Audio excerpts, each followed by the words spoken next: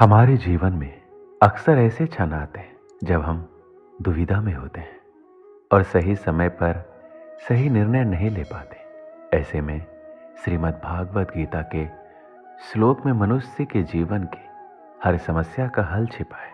अगर आपको अपनी जिंदगी में कोई दुख हो या कोई परेशानी हो या आप किसी ऐसे रास्ते में फंस गए हैं जिसके दो मार्ग हैं और आपको समझ नहीं आ रहा है आपको कौन सा रास्ता चुनना चाहिए, तो आज का ये वीडियो आप लोगों के लिए खास होने वाला है।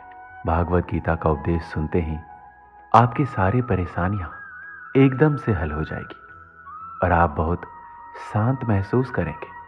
कहते हैं गीता को पढ़ लेने से या सुन लेने से आपके सारे जन्मों के पाप इसी जन्म में खत्म हो जाते हैं। भगवान श्री कृष्ण ने स्वयं अर्जुन को उपदेश दिया था जो भागवत गीता के रूप में प्रसिद्ध है। भले ही पुराना है लेकिन यह आज के दौर में भी आपकी सारी परेशानियों का हल आपको दे सकता है। भागवत गीता आपको एक जीने का ऐसा ढंग सिखाती है जो भरोसे और त्याग पर निर्भर करता है। जब तक आपको किसी चीज पर भरोसा नहीं है आप उसको हासिल नहीं कर सकते और जब तक आप त्याग नहीं करेंगे आपको कुछ हासिल नहीं होगा। भरोसे और त्याग से ही आपको सब कुछ हासिल हो सकता है। दोस्तों, आज के इस वीडियो में आपको भागवत गीता के 20 ऐसे उपदेशों के बारे में बताएंगे जो सरल भाषा में दिया गया है, जो आप लोग ध्यान से जरूर सुनिएगा और अपने दोस्तों के साथ जरूर शेयर कीजिएगा। गीता का पहला उपदेश है क्रोध पर काबू रखना। आपने ये कहावत तो जरूर सुना होगा कि क्रोध से भ्रम पैदा होता है, भ्रम से बुद्धि व्यग्र होती है और जब बुद्धि व्यग्र होती है तब तर्क नष्ट हो जाता है और जब तर्क नष्ट होता है तब व्यक्ति का पतन हो जाता है। ये कहावत भगवान श्री कृष्ण ने स्वयं कहा था। श्री कृष्ण कहते हैं क्रोध एक ऐसा जहर है जो व्यक्ति को मारता तो नहीं लेकिन उसको अपने जैसे विषैला बना देता है। अब आप सोचेंगे भला क्रोध किसी व्यक्ति को विषैला कैसे बना सकता है? वो इसलिए क्योंकि अक्सर जब इंसान गुस्से में होता है तो अपना आपा खो बैठता है, सामने वाले को ऐसे शब्द बोल जाता है जो किसी जहर से कम नहीं लगते। आप में से भी ऐसे बहुत से लोग होंगे जिसे क्रोध की वजह से बहुत से परेशानियों का सामना करना पड़ा होगा, क्योंकि क्रोध के आवेश में आकर अक्सर इंसान अपने पराये का लिहाज भूल जाता है, जिसके चलते वो अपने सबसे करीबी रिश्ते गवा बैठता है। अब सवाल यह है कि क्रोध की इस अग्नि को ठंडा कैसे किया जाए, तो चलिए हम आपको एक कहानी के माध्यम से समझाते हैं। प्राचीन समय की बात है, एक महिला थी जिसका स्वभाव बहुत क्रोधी था। उसे छोटी छोटी बातों में गुस्सा आ जाता था। अपने गुस्से के आगे वो अच्छे बुरे का भेद तक भूल जाती थी, जो मुंह में आता बोल देती। महिला के इस उग्र स्वभाव के कारण उसके परिवार और उसका पूरा गांव परेशान था। मगर जब उसका गुस्सा शांत हो जाता तो वो अपने किए पर पछतावा भी करती थी। वह खुद क्रोध को काबू करना चाहती थी लेकिन उसे सफलता नहीं मिल पा रही थी। ऐसे ही एक दिन उसके गांव में एक संत आए। महिला भी संत से मिलने पहुंची और उन्हें अपनी परेशानी बताई और कहा कि मैं अपना स्वभाव नहीं सुधार पा रही हूँ, कृपया कोई ऐसा उपाय बताइए जिससे मेरा स्वभाव हमेशा के लिए शांत हो जाए। संत ने महिला की बातों को गौर से सुना। वो समझ चुके थे कि इसकी समस्या कैसे दूर हो सकती है। उन्होंने महिला को एक शीशी दी और कहा कि इसमें एक दवा है, जब तुम्हें क्रोध आए तो इसे मुंह से लगाकर धीरे धीरे पीना। इसे तब तक मुंह से लगाए रखना जब तक तुम्हारा क्रोध शांत ना हो जाए। जब इसकी दवा खत्म हो जाए तो आश्रम आकर और ले जाना। संत की आज्ञा मानकर महिला ने क्रोध आने पर उस दवा का सेवन करना शुरू कर दिया। एक सप्ताह में ही उसका क्रोध कम होने लगा। इससे खुश होकर वो आश्रम में संत से मिलने पहुंची और उन्हें बताया कि आपकी दवा चमत्कारी है, मेरा क्रोध कम हो गया है। तब संत ने उसे बताया कि असल में इस शीशी में कोई दवा ही नहीं है बल्कि सामान्य पानी है। क्रोध के समय तुम्हारे वचन को बंद करना था, तुम्हें मौन रखना था, इसलिए मैंने तुम्हें ये शीशी दी। शीशी मुंह पर लगी होने की वजह से तुम क्रोध के समय कुछ बोल नहीं पाई। इससे सामने वाले लोग तुम्हारी बातों से बच गए तुम्हारे चुप रहने से बात बिगड़ने से बच गई। इसलिए दोस्तों, आपको जब भी गुस्सा आए तो कुछ समय के लिए आप शांत हो जाइए और मौन होने का प्रयास करें। इससे आपका क्रोध शांत हो जाएगा। भागवत गीता का दूसरा उपदेश है देखने का नजरिया। भगवान श्री कृष्ण कहते हैं, हालात को देखने का नजरिया तय करता है कि हमारा भविष्य कैसा होगा। जो लोग नकारात्मक सोचते हैं उनके जीवन में कई तरह की परेशानियां बढ़ने लगती हैं। जिस तरह हम लोगों की सोच एक जैसी नहीं हो सकती, उसी तरह चीज़ों को देखने और उन्हें समझने का हमारा नज़रिया भी एक जैसा नहीं हो सकता। कोई इंसान ऐसा होता है जो हमेशा अच्छी चीज़ें सोचता है, तो कोई ऐसा होता है जिसके दिमाग में हमेशा बुरे विचार ही आते हैं। उसी तरह कोई व्यक्ति ऐसा होता है जिसमें कुछ ना कुछ अच्छा ही जरूर होता है, लेकिन कोई ऐसा भी होता है जो हर चीज़ में कमियां ही निकालता है। दोनों ही सिचुएशन में दो अलग अलग तरह की सोच रखने वाले व्यक्तियों को लगता है कि वो सही है। सही सोचने वाले को लगता है कि वो सही सोच रहा है, और गलत सोचने वाले को लगता है कि वो भी सही सोच रहा है। लेकिन कहीं ना कहीं दोनों में से कोई एक व्यक्ति ही सही है। मैं आपको एक छोटी सी कहानी के माध्यम से समझाता हूँ हमारा लोगों और जिंदगी के प्रति नजरिया कैसा होना चाहिए। पुराने समय में एक शराबी व्यक्ति के दो बेटे थे। उसकी पत्नी की मृत्यु हो चुकी थी। जब बच्चे थोड़े बड़े हुए तो वो भी पिता की नशे की लत से परेशान रहते थे। एक दिन पिता की भी मृत्यु हो गई। जब दोनों लड़के बड़े हुए तो बड़ा भाई तो शराबी हो गया, लेकिन छोटा भाई पढ़ लिख कर समाज का सम्मानित व्यक्ति बन गया था। दोनों भाइयों को देखकर लोग आश्चर्य करते थे कि एक भाई बेकार है, शराब पीते रहता है, लेकिन दूसरा भाई इतना समझदार और सफल इंसान कैसे बन गया। एक दिन कुछ लोगों ने बड़े भाई से पूछा कि तुम दिन भर शराब पीते हो, लोगों से बिना वजह झगड़ा करते हो, इसकी वजह क्या है? तुम ऐसे किस वजह से बन गए? शराबी व्यक्ति ने उत्तर दिया कि आज मैं जो कुछ भी हूं उसके जिम्मेदार मेरे पिता हैं। वो हमेशा शराब पीते थे, घर में झगड़ा करते थे। उन्हें देखकर मैं भी उनके जैसा ही हो गया हूं। वो लोग छोटे भाई के पास पहुंचे। लोगों ने कहा, तुम्हारा बड़ा भाई तो शराबी है, वो कुछ काम भी नहीं करता, लेकिन तुम एक सफल और प्रसिद्ध इंसान बन गए हो, इसकी वजह क्या है? सफल व्यक्ति ने कहा, मैं आज जिस मुकाम पर हूं उसकी वजह मेरे पिता है। ये बातें सुनकर लोगों को बहुत हैरानी हुई। दोनों लड़कों के अच्छे बुरे हालात के लिए इनके पिता जिम्मेदार कैसे हो सकते हैं? लोगों ने छोटे भाई से ये प्रश्न पूछा। उस व्यक्ति ने बताया, मेरे बड़े भाई ने पिता की बुरी आदतों को अपना लिया, लेकिन मैंने शुरू से ही सोच लिया था कि मुझे पिता की तरह शराबी नहीं बनना है। मैं ऐसा काम नहीं करूंगा जिससे दूसरों को तकलीफ होती है। इसलिए मैंने खूब पढ़ाई की और आज मैं एक सफल व्यक्ति हूं। दोस्तों, हमें परिस्थितियों को सकारात्मक सोच के साथ देखना चाहिए। अगर हम अच्छा सोचेंगे तो अच्छा ही होगा। जो लोग नकारात्मक सोचते हैं उनके जीवन में परेशानियां बनी रहती हैं। दूसरों की गलतियों से सीख लेकर सकारात्मक सोच के साथ आगे बढ़ेंगे तो सफलता जरूर मिलती है। भागवत गीता का तीसरा उपदेश है मन पर नियंत्रण।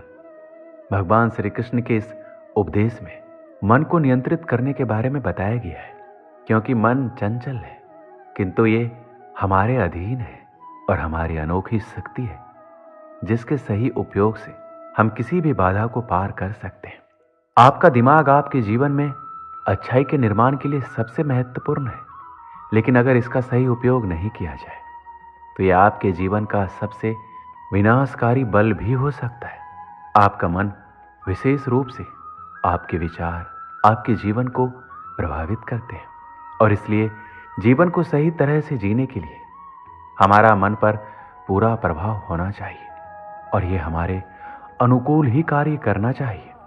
भागवत गीता में भगवान श्री कृष्ण कहते हैं, मन का बेचैन होना उसका स्वभाव है। हमारे मन को लगता है अगर वह अलग अलग बातों के बारे में सोचता रहेगा तो हमें आने वाली हर मुश्किल और मुसीबत से बचा लेगा, पर ऐसा होता नहीं है। हम अपने जीवन का काफी अधिक समय सोच विचार करके परेशान होने में निकाल देते हैं। क्या आप कौवे को कह सकते हैं कि कौ कौ की आवाज ना करे? या फिर क्या आप किसी मेढक को कह सकते हैं कि वह पानी देखते ही ऊंची छलांग ना मारे। हमारे मन का भी कुछ ऐसा ही है। जीवन में कुछ भी होता है, अच्छा या बुरा, हमारा मन उस पर कांव कांव करने लगता है। कांव कांव से मेरा मतलब है चिंता करना, व्याकुल होना। कोई बुरी बात होती भी नहीं है और मन परेशानी की ऊंची ऊंची लपटें लेने लगता है।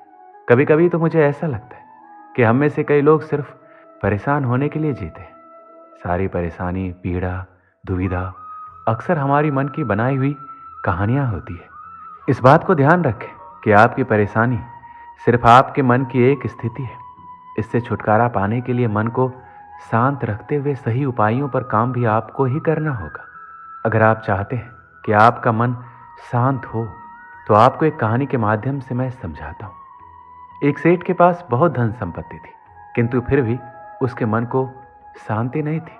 एक दिन किसी व्यक्ति ने बताया कि किसी नगर में एक साधु रहता है। वह लोगों को ऐसी सिद्धि देता है जिससे मनचाही वस्तु प्राप्त हो जाती है। सेठ उस साधु के पास जाकर बोला, महाराज, मेरे पास बहुत पैसा है लेकिन मन की शांति नहीं है। साधु ने कहा, बेटा, जैसा मैं करूं उसे चुपचाप देखते रहना, इससे तुम्हारे मन में शांति करने की युक्ति मिल जाएगी। अगले दिन साधु ने सेठ को कड़ी धूप में बिठाए रखा और खुद कुटिया में चले गए। सेठ गर्मी से बेहाल हो गया मगर चुप रहा। दूसरे दिन साधु ने उसे कुछ भी खाने पीने को नहीं दिया और स्वयं तरह तरह के पकवान खाता रहा। सेठ इस दिन भी चुप रहा। तीसरे दिन सेठ गुस्से में वहां से जाने लगा तो साधु बोला, क्यों, क्या हुआ? इस बात पर सेठ बोला, महाराज, मैं यहां बड़ी आशा लेकर आया था किंतु मुझे यहां निराशा ही मिली। इस बात के उत्तर पर साधु ने कहा, मैंने तो तुम्हें शांति की युक्ति बता दी। पहले दिन जब मैंने तुम्हें धूप में बैठने के लिए कहा और मैं स्वयं कुटिया में बैठा तो तुम्हें बताया कि मेरी छाया तुम्हारे काम नहीं आएगी। मैंने तुम्हें भूखा रखा और खुद भरपेट खाया। उससे मैंने तुम्हें समझाया कि मेरी साधना से तुम्हें सिद्धि नहीं मिलेगी। उसी तरह शांति भी तुम्हें अपनी मेहनत और पुरुषार्थ से ही मिलेगी। मैं तुम्हारे मन को शांत नहीं कर सकता, उसके लिए तुम्हें खुद ही मन की शांति प्रदान करने वाले काम करने होंगे। यह सुनकर सेठ की आंखें खुल गई और वह साधु से आशीर्वाद लेकर अपने घर चला गया। दोस्तों, मन को शांत करने के लिए आपको क्रोध और बुरी बातों से बचना होगा। जब तक मन में क्रोध और बुरी बातें चलती रहेगी तब तक उसमें प्रेम और शांति नहीं प्रवेश कर सकती। भागवत गीता का चौथा उपदेश है खुद का आकलन। भागवत गीता में भगवान श्री कृष्ण कहते हैं, जिंदगी में सफल होने के लिए पहला काम खुद को पहचानना होता है। अर्थात सफलता का पहला सीढ़ी खुद को पहचाने। खुद को पहचान कर आप जीवन में अवश्य सफल हो सकते हैं। खुद को पहचानने का मतलब यदि संक्षिप्त शब्दों में कहूं तो खुद को पहचानने का आशय आपके और आपके लक्ष्य के बीच में जो बाधाएं, परेशानी, रुकावटें, निराशा और असफलता आती है उस पर विजय प्राप्त करने के लिए खुद को पहचानना आवश्यक होता है। हमें खुद को पहचानने के लिए हमें सबसे पहले अपने आप से बातें करनी होगी। अर्थात सबसे पहले हम खुद को पहचानने की कोशिश करेंगे कि मैं कौन हूँ, मैं कैसे हूँ, मेरा अस्तित्व क्या है, मेरे अंदर कौन कौन सी क्षमताएं हैं, मेरे अंदर कौन कौन सी कमियां हैं, मेरे अंदर कौन कौन सी अच्छाइयां हैं, मेरी सोच कैसी है, मेरे विचार कैसे हैं, मेरे जीवन का उद्देश्य क्या है, मेरी जिंदगी का लक्ष्य क्या है, क्या जो मैं वर्तमान में कार्य कर रहा हूँ इससे मेरे उद्देश्य पूरे हो सकते हैं, क्या मैं अपने लक्ष्य तक पहुँच सकता हूँ। यदि मेरे इस कार्य से मेरे उद्देश्य पूरे नहीं हो रहे हैं और मैं अपने लक्ष्य तक नहीं पहुँच पा रहा हूँ तो मुझसे ऐसी क्या गलतियाँ हो रही है जो मैं अपने ही उद्देश्य की पूर्ति करने और लक्ष्य तक पहुँचने का बाधक बन गया हूँ। खुद को पहचान पाने में असफल होने के कारण दुनिया में ज़्यादातर इंसान खुद को जानने के बजाय दूसरों को जानने के पीछे लगा रहता है और दूसरों को जानने में अपना पूरा दिमाग, अपना पूरा समय, अपना पूरा ताकत लगाता रहता है। फिर भी वह सामने वाले इंसान को नहीं जान पाता। यदि इंसान दूसरे को जानने के बजाय खुद को जानने में अपना पूरा दिमाग, अपना पूरा समय और अपना पूरा ताकत लगा दे तो कहना ही क्या, वह कुछ ऐसा कर जाएगा कि दुनिया उसके कदमों में होगी। उस इंसान को खुद पता नहीं चलेगा कि उसने ऐसा क्या कारनामा कर दिया। इसलिए उठो, जागो और अपने आप को पहचानो, अपनी ताकत को पहचानो। तभी आप इतिहास रच सकते हैं। भागवत गीता का 5वां उपदेश है खुद का निर्माण।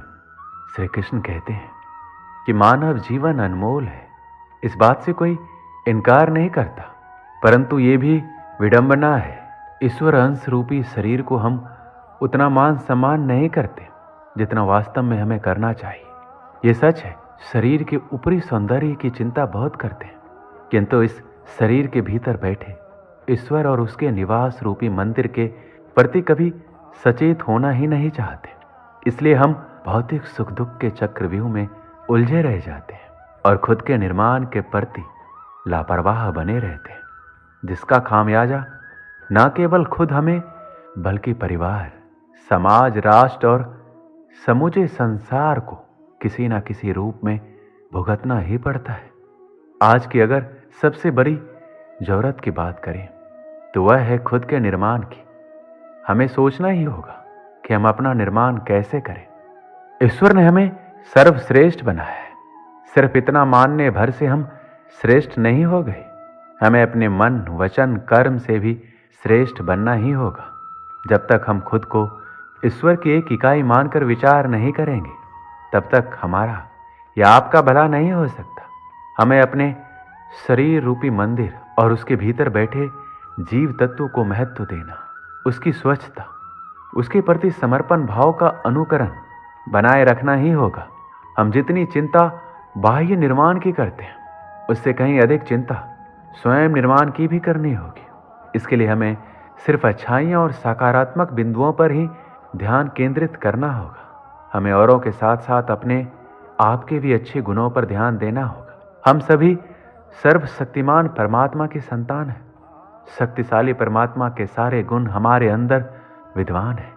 उन शक्तियों का सही प्रयोग करके हम अपना निर्माण कर सकते हैं और अपना सुंदर निर्माण के साथ ही हम अपने परिवार, समाज, राष्ट्र तथा पूरी सृष्टि का निर्माण कर सकते हैं। आइए आज हम अपने जीवन के स्वयं निर्माण की पहली सुबह मानकर जुट जाएं और सबसे पहले खुद के निर्माण के लिए प्रयास करें। विश्वास कीजिए, असंभव जैसा भाव संभव की सबसे बड़ी बाधा है। इसलिए असंभव को ताले के अंदर बंद कर सिर्फ संभव के मंत्र का मंत्रोच्चार कीजिए।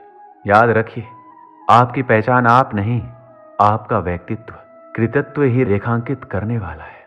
इसके लिए स्वयं निर्माण के सिवा कोई रास्ता ही नहीं है। भागवत गीता का 6वां उपदेश है कर्म करो, फल की चिंता मत करो। श्री कृष्ण ने भागवत गीता में कर्म और फल के बीच एक संबंध बताते हुए कहते हैं कि हमें कर्म करना चाहिए, लेकिन फल की चिंता नहीं करनी चाहिए। यह इसलिए है क्योंकि हम अपनी कर्म फल के बारे में पूर्वानुमान लगा सकते हैं, लेकिन फल निश्चित नहीं होता है। इसलिए फल की चिंता करना निरर्थक है और उससे हमें अत्यधिक चिंता और तनाव का सामना करना पड़ता है। श्री कृष्ण इससे भी आगे जाकर कहते हैं कि कर्म करना हमारा कर्तव्य होता है, लेकिन हमें कर्म फल के बंधन से मुक्त होकर कर्म करना चाहिए। कर्म फल की चिंता से हम अपने कर्तव्य को नहीं निभा पाते और फल के अपेक्षाकार अपने कर्तव्य को भूल जाते हैं। श्री कृष्ण कहते हैं, जब हम अपने कर्म करते हैं तो हमें अपने कर्तव्य के प्रति उत्साह और संकल्प होना चाहिए, जो एक सफल जीवन के लिए आवश्यक होते हैं। मैं आपको एक कहानी के माध्यम से इसे स्पष्ट करता हूँ। एक राजा था जो अपनी प्रजा का बहुत ख्याल रखता था। वह अपनी प्रजा के बीच जाता और उनकी समस्याओं को सुनता था। वह कोशिश करता था कि वह उनकी समस्याओं को दूर कर सके। उनकी कर्तव्य निष्ठा के चर्चे दूर दूर तक फैले हुए थे। एक बार राजा अपने राज्य में भ्रमण करने के लिए निकले हुए थे, तब उनके कुर्ते का एक बटन टूट गया। यह देखकर राजा ने अपने मंत्री को तुरंत बुलाया और उसे आदेश दिया कि गांव से एक अच्छे दर्जी को बुला लाए और उनके कुर्ते का बटन लगा दे। यह सुनकर मंत्री ने गांव में दर्जी की खोज शुरू कर दी। संयोग से उन्हें एक दर्जी भी मिल गया। गांव में उसकी एक छोटी सी दुकान थी। उस दर्जी को जल्दी ही राजा के पास लाया गया। उस दर्जी से राजा ने कहा, क्या वो उसके कुर्ते के बटन सिल सकता है? दर्जी ने कहा, यह तो बड़ा ही आसान काम है। दर्जी ने अपने थैले से धागा निकाला और कुर्ते का बटन लगा दिया। राजा बेहद खुश हुआ और उससे पूछा कि वह उन्हें कितने पैसे दे।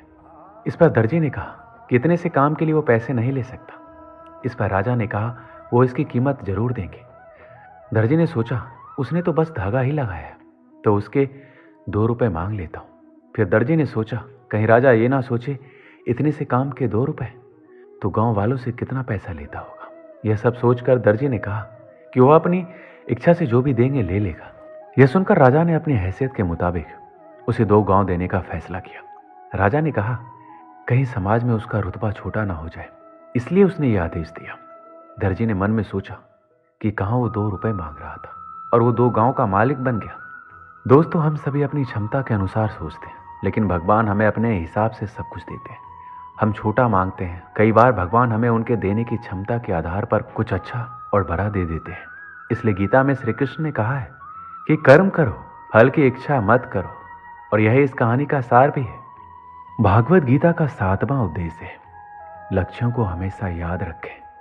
भागवत गीता में श्री कृष्ण कहते हैं किसी भी लक्ष्य को निर्धारित करने से पहले खुद से 3 सवाल करें। पहला, आप उस काम को क्यों करना चाहते हैं? दूसरा, इसका क्या परिणाम होगा? तीसरा, आपको इसमें सफलता मिलेगी? यदि तीनों सवालों के जवाब आपको आश्वस्त करने वाले हो, तभी उस लक्ष्य की ओर कदम बढ़ाएं। आपने अपने लक्ष्य के लिए क्या रणनीति बनाई है, इसके बारे में कभी किसी को ना बताएं। गुप्त रूप से केवल उस दिशा में मेहनत करते रहें। यदि आपके लक्ष्य के मार्ग में कोई विपत्ति आए तो उससे घबराकर लक्ष्य को बीच में ना छोड़ें। धैर्य के प्रति विपत्ति का सामना करें और लक्ष्य के प्रति सकारात्मक सोच के साथ प्रयास को जारी रखें। जरूरी नहीं जैसा आपके साथ पहले हुआ है वो आगे भी होगा। आपके भविष्य को संवारने की गुंजाइश हमेशा आपके हाथ में होती है। हमेशा हमारे आसपास कुछ लोग होते हैं जो तेजी से सफल हो जाते हैं और जिंदगी में आगे बढ़ जाते हैं। वहीं कुछ लोग लाख कोशिश के बाद भी जिंदगी में सफल नहीं हो पाते। उन्हें सबसे पहले अपने लक्ष्यों को तय करने की जरूरत होती है, जिससे कि पता चल सके कि किस दिशा में आगे बढ़ना और मेहनत करना है। जिंदगी में सफल होने के लिए अगर लक्ष्य तय करने में दिक्कत होती है तो इन बातों को हमेशा याद रखें। आप दूसरों के मुताबिक लक्ष्य चुनने की बजाय अपने हिसाब से लक्ष्य को चुनें।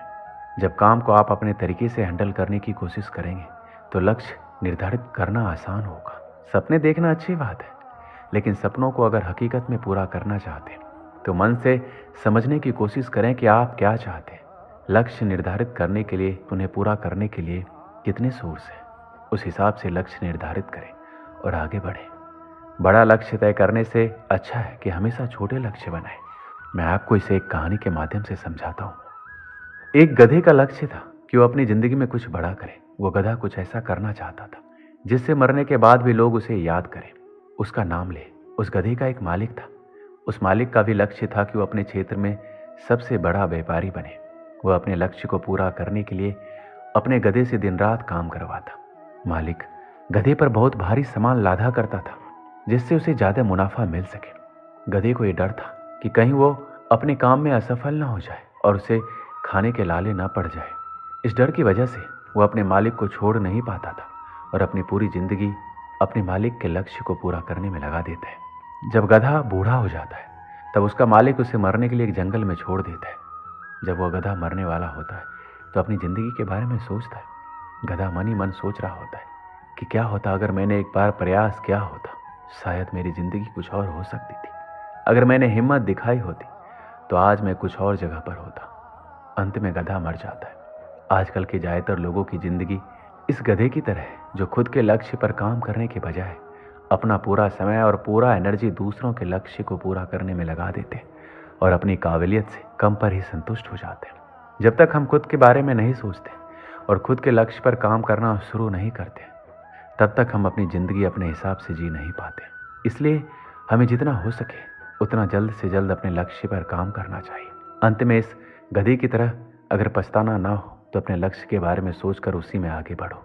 एक बार हिम्मत करके हम अपनी जिंदगी अपने हिसाब से जीने लगते हैं और अपने लक्ष्य को पूरा करने के बारे में सोचते हैं। उससे ये गारंटी तो नहीं है कि हम अपने लक्ष्य को 100% पूरा कर पाएंगे, पर यह अफसोस नहीं रहता कि हमने कुछ किया ही नहीं। इसलिए अपनी काबिलियत को पहचानो और अपने लक्ष्य को पूरा करो। भागवत गीता का 8वां उपदेश है वर्तमान में जीना सीखो। भागवत गीता में कहा गया है कि अतीत का भय और भविष्य की चिंता व्यक्ति को इतना परेशान कर देती है कि वह चैन से जी नहीं पाता है। कभी कभी तो वह अपना मानसिक संतुलन खो बैठता है। हमें ये नहीं भूलना चाहिए कि अपराध और चिंता मनुष्य की प्राकृतिक भावनाएं हैं, लेकिन इनसे ग्रस्त हो जाना अथवा ये सोच लेना इनसे छुटकारा मिलना बहुत मुश्किल है, ये ठीक नहीं है। इसी सोच का परिणाम और प्रभाव व्यक्ति के मन मस्तिष्क को अस्थिर बनाए रखता है। इसके लिए मनुष्य को अपनी सोच की सीमा का विस्तार करना चाहिए। अतीत में मत डूबो, इस क्षण हमारे पास केवल वर्तमान क्षण है। हम अतीत को जी नहीं सकते या बदल नहीं सकते, और भविष्य काल्पनिक है। वर्तमान क्षण ही हमारे पास है। अपने वर्तमान क्षण को नया आकार दें और अपना भविष्य बनाएं। हमारा समय सीमित है, इसे अतीत के बारे में पछतावा या भविष्य की चिंता में बर्बाद ना करें। एक योजना बनाएं, उस पर अमल करें और बेहतर कल के लिए अपने आज का पूरा उपयोग करें। आप आज जो करते हैं वही आपका कल निर्धारित करता है। वर्तमान क्षण में जीना सीखना सफलता और खुशी की कुंजी है। आज काम शुरू करने का सबसे अच्छा दिन है, क्योंकि आज हमारे पास जो कुछ भी है वह सब काल्पनिक है। हमारा अतीत हमें सर्वोत्तम सबक सिखाता है। बस इससे सीखो और आगे बढ़ते रहो और अपने आज को बेहतर, आनंदमय और पूर्ण बनाने का प्रयास कर सकते हैं। भागवत गीता का 9वां उपदेश है, खुद पर विश्वास रखें। श्री कृष्ण कहते हैं, जब तक आप खुद पर विश्वास नहीं करते तब तक दूसरों को भी आप पर विश्वास नहीं होगा। जीवन में सफलता पाने के लिए आपको अपने सपनों का पीछा करना चाहिए। अपने सपनों के लिए काम करें और उन्हें हासिल करने के लिए हमेशा तत्पर रहें। आप जितना मेहनत करेंगे उतनी ही जल्दी आपके सपने पूरे होंगे। आप अगर खुद पर विश्वास करते हैं तो दुनिया में कुछ भी असंभव नहीं होता। जब तक आप खुद पर विश्वास नहीं करते तब तक आप अपने सपनों को पूरा नहीं कर पाएंगे। खुद पर विश्वास करना आपकी जिंदगी में बदलाव ला सकता है। आप कुछ भी कर सकते हैं। आपको खुद पर विश्वास करना होगा और फिर देखें आप कैसे जीवन में सफल होते हैं। अगर किसी को खुद पर भरोसा हो तो कोई भी कठिन काम आसानी से पूरा किया जा सकता है। रामायण में ऐसा ही एक प्रसंग है, जब वानर सेना माता सीता की खोजबीन करते हुए जब समुद्र तट तक पहुंची तो विशाल समुद्र को पार कर लंका जाना कठिन प्रतीत होने लगा। तब अंगद ने कहा, मैं समंदर के उस पार लंका में तो जा सकता हूं, पर वापस लौटकर आ पाऊंगा इस पर मुझे संदेह है। अंगद को अपनी क्षमता और योग्यता पर भरोसा नहीं था। तब जामवंत ने हनुमान के उसकी क्षमताओं और शक्ति को याद दिलाया और कहा कि आप लंका जाकर सीता जी का पता लगाकर आए। हनुमान ने पूरे आत्मविश्वास के साथ हामी भरी और कहा कि मैं अभी जाता हूं और रावण सहित सभी राक्षसों का संहार करके माता सीता को लेकर आता हूं। तब जामवंत जी ने कहा कि रावण और दूसरे राक्षसों का संहार भगवान राम स्वयं करेंगे। आप तो माता सीता का पता लगाकर आइए। तभी हनुमान जी एक ही छलांग में समुद्र पार कर जाते हैं। रास्ते में सुरसा और सिंहिका ने उन्हें रोकने की कोशिश भी की, मगर उनका आत्मविश्वास जरा कम नहीं हुआ और वो लंका पहुंचे। वहां कहीं राक्षसों का संहार किया और अशोक वाटिका में सीता जी को देखा, फिर लौट आए। दोस्तों, जब हम किसी ऊंचे मुकाम की तरफ जाते हैं तो मन में आशंकाएं और भय जरूर आ जाता है, मगर हमें इनसे पार पाने के लिए अपने भीतर के भरोसे को मजबूत रखना चाहिए। उत्साह के साथ लक्ष्य की ओर बढ़ने से भीतर का भरोसा भी मजबूत होता है। अगर हमें अपनी क्षमता पर यकीन हो जाए तो कोई भी लक्ष्य आसानी से पाया जा सकता है। अगर आपको खुद पर विश्वास नहीं है तो आप डरपोक हैं। क्या आपने कभी सोचा है कि पर्वतारोही, खिलाड़ी आदि भी दूसरे लोगों की तरह ही होते हैं, फिर भी वो इतने कठिन लक्ष्य आसानी से कैसे पा लेते हैं? इसका जवाब है आत्मविश्वास, खुद पे भरोसा। भागवत गीता का 10वां उपदेश है, संगत का असर। भगवान श्री कृष्ण कहते हैं, संगत का असर सब कुछ बदल देता है। संगत के कारण चाल ढाल, पहनावा, खान पान, बात करने का तरीका, चरित्र आदि में बदलाव आ जाता है। हमारी संगति का जीवन में गहरा असर पड़ता है। इसलिए संगत अच्छे लोगों का करना चाहिए, जिससे उनकी अच्छाई को हम ग्रहण कर सकें। कहते हैं, खरबूजा खरबूजे को देखकर रंग बदलता है। इस कहावत का अर्थ है कि संगत का असर हर किसी पर कम या अधिक होता है। संगति से मनुष्य जहां महान बनता है, वहीं बुरी संगति उसका पतन भी करती है। अच्छी संगति पारस के समान है। जिस प्रकार पारस के छूने से लोहा भी सोना बन जाता है, उसी प्रकार संगति के प्रभाव से दुष्ट व्यक्ति भी देवता समान बन जाता है, लेकिन यदि व्यक्ति को बुरी संगति मिलती है तो उसका जीवन नरक हो जाता है। दोस्तों, मैं आपको एक कहानी के माध्यम से समझाता हूँ। एक गुरु अपने शिष्यों के साथ एक बगीचे में घूम रहे थे। रास्ते में वो अपने शिष्यों को अच्छी संगत में रहने के विषय में बता रहे थे, लेकिन शिष्य उस बात को समझ ही नहीं पा रहे थे। तभी गुरुजी ने पूरे बगीचे में नजर घुमाई और उन्होंने फूलों से भरा एक गुलाब का पौधा देखा। उन्होंने पास खड़े शिष्यों में से एक शिष्य से उस गुलाब के पौधे के नीचे से थोड़ी सी मिट्टी लाने को कहा। शिष्य उसी समय गया और गुलाब के पौधे के नीचे से मिट्टी लेकर आया। जैसे ही वह मिट्टी गुरु के हाथों में थमाने को आगे बढ़ा, गुरुजी बोले, वत्स, ये मिट्टी मैंने अपने लिए नहीं मंगवाई। सभी शिष्य गुरु की तरफ देखने लगे। तभी गुरुजी ने फिर से बोलना शुरू किया, इस मिट्टी को सूंघ कर देखो। गुरु का आदेश मानते हुए शिष्य ने मिट्टी को अपने नाक से लगाया और बोला, गुरुजी, इसमें तो गुलाब की बड़ी अच्छी खुशबू आ रही है। तब संत जी बोले, बच्चों, जानते हो इस मिट्टी में इतना सुंदर खुशबू क्यों आ रही है? क्योंकि इस मिट्टी पर गुलाब के फूल टूट टूट कर गिरते रहते हैं। धीरे धीरे ये इसी मिट्टी के साथ घुल मिल जाते हैं, तभी मिट्टी में भी गुलाब की खुशबू आने लगती है। ऐसा ही हमारे जीवन में होता है। जब हम अच्छे लोगों के साथ रहते हैं तो उनकी अच्छी बातें हमारे अंदर आने लगती है। जैसे गुलाब की पंखुड़ियों की पास रहने के कारण इस मिट्टी में से गुलाब की खुशबू आने लगी। उसी प्रकार जो व्यक्ति जैसे व्यक्ति के साथ रहता है उसमें वैसे ही गुण दोष आ जाते हैं। दोस्तों, हमें हमेशा अपनी संगति अच्छे लोगों के साथ रखनी चाहिए, जिससे हम भी एक अच्छा इंसान बन सके। भागवत गीता का 11वां उपदेश है अधूरा ज्ञान। श्री कृष्ण कहते हैं, ज्ञानी और अज्ञानी व्यक्ति को आसानी से समझाया जा सकता है, लेकिन अर्ध ज्ञानी व्यक्ति को स्वयं ब्रह्मा जी भी नहीं समझा सकते। अधूरा ज्ञान खतरनाक होता है। ऐसा ज्ञान किसी काम का नहीं होता, जिसकी वजह से किसी भले इंसान का नुकसान होता है। अधूरा ज्ञान किस तरह नुकसान पहुंचा सकता है, आपको एक कहानी के द्वारा बताता हूं। पुराने समय में एक सेठ का व्यापार बहुत अच्छा चल रहा था। उसने आसपास के गांव में भी अपना व्यापार बढ़ाने की योजना बनाई। एक व्यक्ति सेठ के पास गया और बोला कि वह साझेदार बनना चाहता है। सेठ को व्यापार बढ़ाने के लिए एक साझेदार की जरूरत थी। उसने अनजान व्यक्ति को अपने व्यापार में शामिल कर लिया। अब दोनों साझेदारी व्यापार करने लगे। नया साझेदार बहुत मेहनती था। सेठ और साझेदार की मेहनत से व्यापार एकदम तेजी से बढ़ने लगा। सेठ बहुत खुश था। एक दिन सेठ का करीबी दोस्त उससे मिलने आया तो उसने साथी साझेदार को देखा। सेठ का दोस्त उस साझेदार को पहचान गया कि ये तो एक ठग है, चोरी करता है। सेठ का मित्र खुद को शास्त्रों का जानकार और ज्ञानी मानता था। उसने कहीं पढ़ा था कि कभी भी किसी की बुराई नहीं करनी चाहिए, इसलिए उसने नए साझेदार की सच्चाई सेठ को नहीं बताई। सेठ का मित्र बोला कि तुम्हारा नया साझेदार बहुत मेहनती है, सभी का विश्वास जीत लेता है। ये सुनकर सेठ को प्रसन्नता हुई, क्योंकि नया साझेदार मेहनत कर ही रहा था। जल्दी उसने सेठ का विश्वास भी जीत लिया। अब सेठ की तिजोरियों की चाबियां भी नए साझेदार के पास ही रहती थी। एक रात मौका पाकर वह साझेदार सेठ का सारा धन लेकर भाग गया। सुबह जब सेठ नींद से जागा तो देखा कि सारा धन गायब है। उसका पूरा व्यापार बर्बाद हो गया। दुखी सेठ अपने मित्र के पास पहुंचा और उसने पूरी बात उसे बता दी। सेठ का मित्र बोला, मैं तो ये बात पहले से जानता था कि वह एक ठग है। वह मेहनत करके दूसरों का भरोसा जीत लेता है और मौका पाकर उनका धन लेकर भाग जाता है। ये बात सुनते ही सेठ को क्रोध आ गया। उसने मित्र से कहा, तुम्हें ये बात मालूम थी तो मुझे क्यों नहीं बताई? मेरे जीवन भर की कमाई लुट गई है। सेठ का मित्र बोला, मैं कभी किसी की बुराई नहीं करता हूँ। बुराई करना पाप है। मैंने शास्त्रों में पढ़ा है, इसलिए मैंने उसकी बुरी बातें तुम्हें नहीं बताई।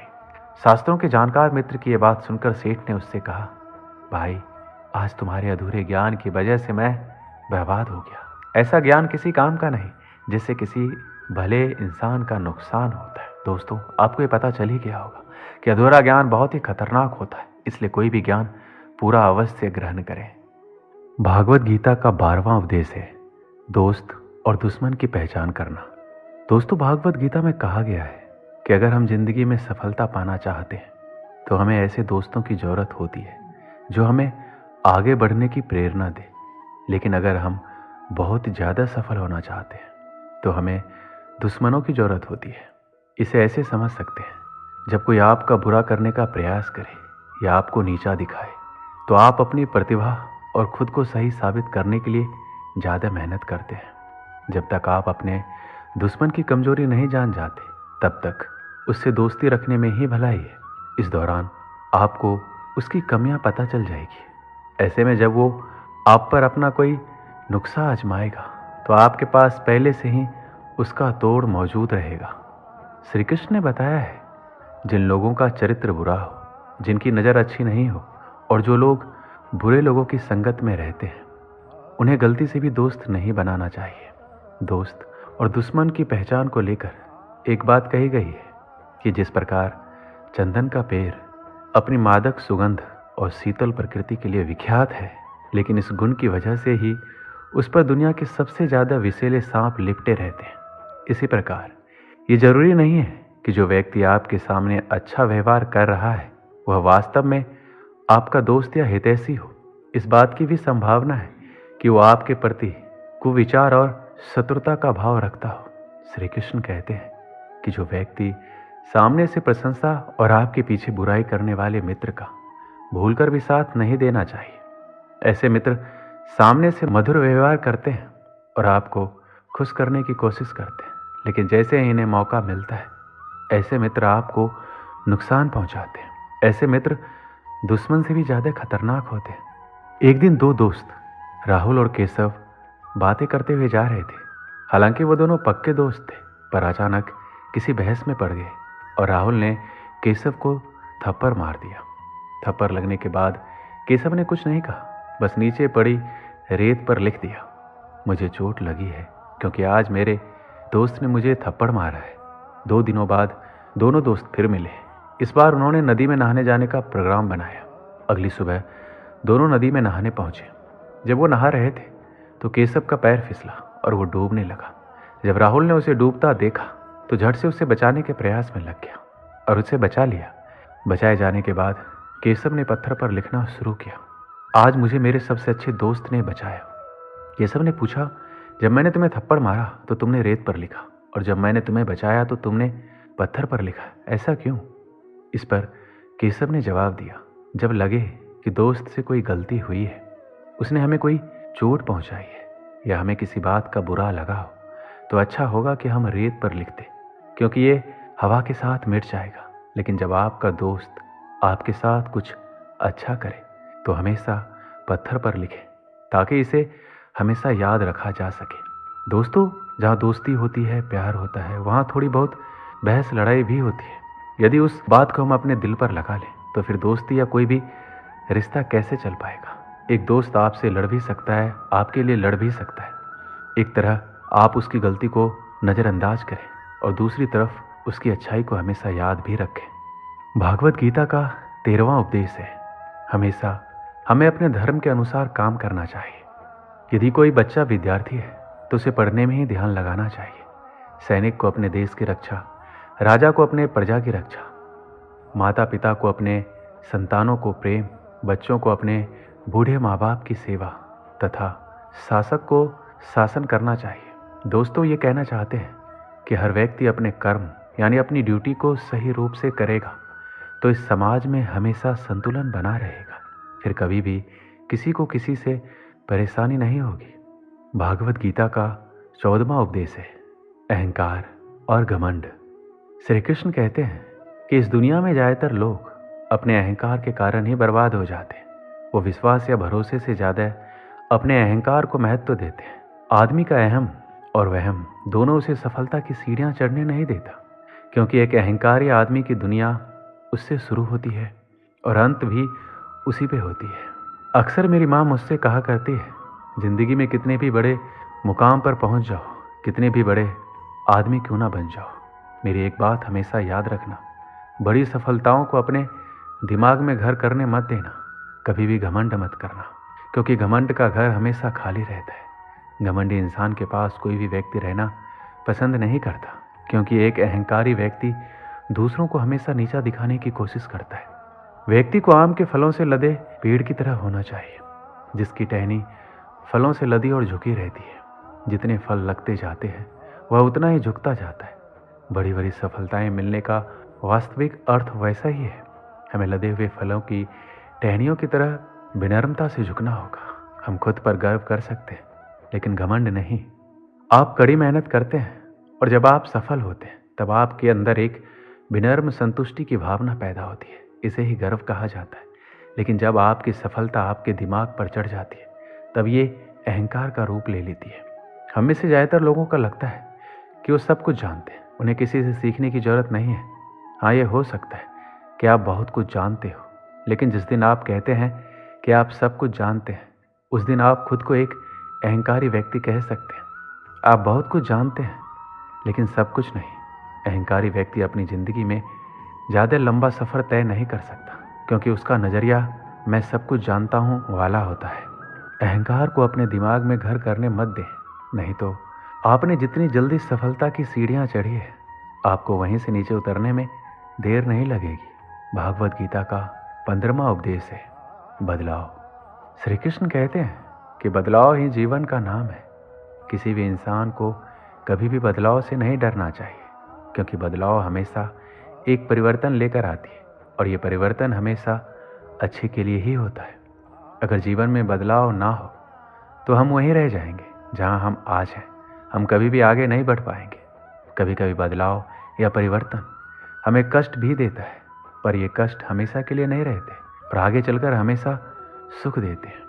आपने नदी के पानी को कभी सड़ते हुए नहीं देखा होगा, क्योंकि नदी हमेशा परिवर्तित या बहती हुई रहती है, कभी रुकती नहीं है। लेकिन एक तालाब का पानी जब परिवर्तित नहीं होता है, जिसमें बदलाव नहीं आता है, वह धीरे धीरे सड़ जाता है। ठीक उसी तरह हमारे जीवन में परिवर्तन या बदलाव जरूरी है। जिस दिन ये बदलाव रुक जाएगा, उस दिन हम नष्ट हो जाएंगे।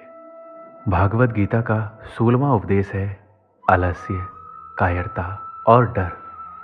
श्री कृष्ण कहते हैं आलस्य, डर और कायरता मनुष्य के वो दुश्मन हैं जो उसे सफल होने से रोकते हैं। अगर आपको सफल होना है तो आपको अपना आलस्य त्यागना होगा। अगर आप आगे बढ़ना चाहते हैं तो आपको अपना डर छोड़ना होगा। एक आलसी और डरपोक व्यक्ति ना अपने लक्ष्य को पा सकता है, ना ही अपने सपनों को पूरा कर सकता है, और ना ही वह किसी युद्ध में विजय प्राप्त कर सकता है। इसलिए अगर आप अपने लक्ष्य को पाना चाहते हैं, अपने सपनों को पूरा करना चाहते हैं, तो अपनी जिंदगी से आलस्य और डर को निकाल दीजिए, क्योंकि डर आपको वह सभी काम करने से रोकता है जो आप करना चाहते हैं, और आलस्य आपको वह काम करने ही नहीं देता जो आप करना चाहते हैं। भागवत गीता का 17वां उपदेश है आत्मा। भागवत गीता में श्री कृष्ण युद्ध के मैदान में कहते हैं मनुष्य का शरीर विनाशी है, उसका कोई अस्तित्व नहीं, लेकिन मनुष्य का आत्मा अविनाशी है। आत्मा कभी नहीं मरता, ये सदा अमर रहती है। आत्मा को ना कोई शस्त्र मार सकता है, ना कोई अस्त्र मार सकता है। मनुष्य का शरीर मृत्यु के बाद 5 तत्वों में विलीन हो जाता है, लेकिन आत्मा दोबारा नए शरीर में जन्म लेती है। वह व्यक्ति कभी किसी के मरने का शोक नहीं मनाता, क्योंकि उसे पता है केवल शरीर मरा है, आत्मा तो जिंदा है। शरीर का नाश होने के बाद आत्मा दोबारा किसी अन्य शरीर का रूप लेगी। इस सृष्टि में जो भी जन्म लेता है वह निश्चित रूप से मरता है। ये सनातन सत्य है जिसे कोई टाल नहीं सकता। मनुष्य, पशु, पंछी, जीव, पेड़ पौधे, हर सांस लेने वाले प्राणी जन्म के साथ अपनी मृत्यु की भी तारीख लिखवा कर आते हैं। इस सत्य से परिचित होने के बावजूद जीवन पर्यंत सब कुछ पाने की लालसा करता है, और चीज को पाने के लिए मनुष्य जीवन भर संघर्ष करता है। जिसे पाने के लिए अपनों से लड़ जाने को तैयार रहता है, जिसे पाने के लिए सब कुछ कर जाता है। उनमें से कोई भी चीज मृत्यु के दौरान उसके साथ नहीं जाती। हर मनुष्य को जीवन के इस सत्य को अपनाकर संतुष्ट रहना चाहिए। भागवत गीता का 18वां उपदेश है एक ही कर्म किसी के लिए पाप बन जाता है और दूसरे के लिए पुण्य बन जाता है। श्री कृष्ण कहते हैं व्यक्ति जो कर्म कर रहा है वो पाप है या पुण्य, ये कार्य को करते हुए देखकर नहीं कहा जा सकता। व्यक्ति किसी भी कर्म को जिस भावना से करता है वही उस व्यक्ति के कर्म को पाप और पुण्य के रूप में परिभाषित करता है। उदाहरण के लिए कोई व्यक्ति धन के लालच में किसी की हत्या कर देता है, वहीं दूसरा व्यक्ति किसी की जान बचाने के लिए किसी दुष्ट व्यक्ति की हत्या कर देता है। यहाँ दोनों व्यक्ति के द्वारा किसी की हत्या की गई है। दोनों का ही कर्म समान है, लेकिन दोनों का कर्म पाप का भागीदारी नहीं है। लूट के उद्देश्य से हत्या करने वाले व्यक्ति का कर्म पाप का भागीदारी होगा, लेकिन किसी के जान बचाने के उद्देश्य से दुष्ट व्यक्ति की गई हत्या पाप की श्रेणी में नहीं आएगा। भागवत गीता का 19वां उपदेश है, भगवानों में कोई छोटा बड़ा नहीं होता। आज संसार के मानव विभिन्न धर्मों में बंट चुके हैं और वो धर्म, संप्रदाय और भगवान के नाम पर लड़ते झगड़ते हैं, लेकिन उन्हें नहीं पता है कि संसार में ईश्वर के कई रूप हैं और इसमें कोई भी छोटा या बड़ा नहीं है। परमात्मा का हर एक रूप समान है। जिस तरह से हर एक नदी अंत में सागर में जाकर मिलती है, उसी तरह हर एक धर्म परमात्मा रूपी सागर में जमा होती है। इस संसार के निर्माता एक ही परम पिता है, इसलिए हर एक इंसान को धर्म जात से परे एक ईश्वर की आराधना करते हुए मिलजुल कर रहना चाहिए। भागवत गीता का 20वां उपदेश है, सही समय की प्रतीक्षा करना मूर्खता है। भागवत गीता में भगवान श्री कृष्ण अर्जुन को कहते हैं, किसी चीज को शुरू करने के लिए कोई भी सही समय नहीं होता। मनुष्य जब कोई चीज शुरू करता है वही उसके लिए सही समय होता है। जो मनुष्य सही समय के इंतजार में रहता है उसके लिए सही समय कभी नहीं आता और कभी भी अपने काम को शुरू नहीं कर पाता। ऐसे मनुष्य जीवन भर सही समय का इंतजार करते ही रहते हैं और कभी सफलता प्राप्त नहीं कर पाते। इसलिए मनुष्य को चाहिए कि सही समय की प्रतीक्षा करने के बजाय वह अभी से काम को शुरू करे। इसे मैं एक कहानी के माध्यम से समझाता हूँ। एक बार एक आदमी सत्संग में जाता है। वहां पर वह एक महात्मा जी को ये कहते हुए सुनता है, समय बहुत मूल्यवान होता है, समय की मनचाही कीमत प्राप्त की जा सकती है। वह आदमी महात्मा जी का ये कथन सुनकर बहुत खुशी खुशी लोगों से जाकर कहता है, भाई मेरा समय बहुत कीमती है, लेकिन अगर आप चाहे तो रोज 200 रुपये के हिसाब से मेरा समय ले सकते हैं। तो लोग उस आदमी से कहते हैं, अगर हम तुम्हारा समय खरीदेंगे उसमें क्या क्या करोगे? वह आदमी कहता है, अरे भाई मैं तो अपना समय बेच रहा हूँ, जो तुम्हारी मर्जी हो उस तरह उसका उपयोग करना। ऐसा सुनकर लोग उसे पागल कहकर भगा देते। वह आदमी अंत में उसी महात्मा के पास आता है और उनसे कहता है कि महात्मा जी, आपने कहा था कि समय बहुत कीमती है, लेकिन कोई भी मेरे समय का 1 रुपये भी देने को तैयार नहीं है। महात्मा जी उसकी मूर्खता भरी बातें सुनकर हंसते हैं और कहते हैं, बेटा समय की कीमत तो जरूर मिलती है, लेकिन उसके लिए समय का सही उपयोग और परिश्रम करना पड़ता है। वह आदमी महात्मा जी के कहने का मतलब समझ जाता है और अपने समय का सदुपयोग करने का निश्चय करता है। हमारे जीवन का हर पल कीमती है, लेकिन उसकी कीमत प्राप्त करने के लिए परिश्रम और अच्छे विचारों की आवश्यकता होती है। इसलिए अपने समय का उपयोग अच्छे कार्य में करें, ना कि बुरे कार्य करने में। दोस्तों, इस वीडियो में बस इतना ही। मिलते हैं अगले वीडियो में। अपना ख्याल रखिएगा। जय श्री कृष्ण।